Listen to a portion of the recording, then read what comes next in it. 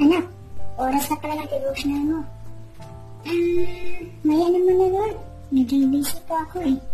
Ang ganda na kasi natong k-drama. After nito Lord, promise. Ayos, ang ganda ng ending. Teka, stress na pala. Tulog na ako. Anak, permitting na ngayon. May hinahabol akong deadline Lord eh. Mag-isa ka lang. Anak, salbot nila ngayon. Busy ako Lord eh.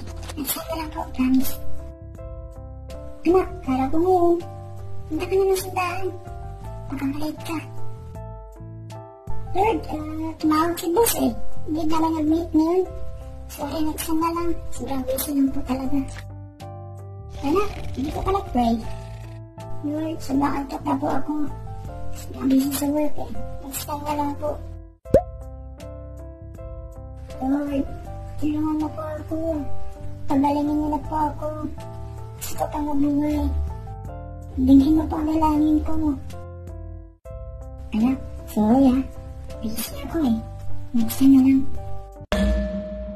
Paano kaya kung sabihin din ni Lord sa akin yan? Anong mararamdaman mo?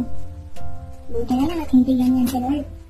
Kahit nakiba sa ulo natin eh, handa pa rin niya tayong tanggapin at mahalin ng sobra-sobra. Kahit na sobrang mahal tayo ni Lord, hindi ibig sabihin na pwede na natin siya abusuhin. Oo, God is love. But He is also God who judges.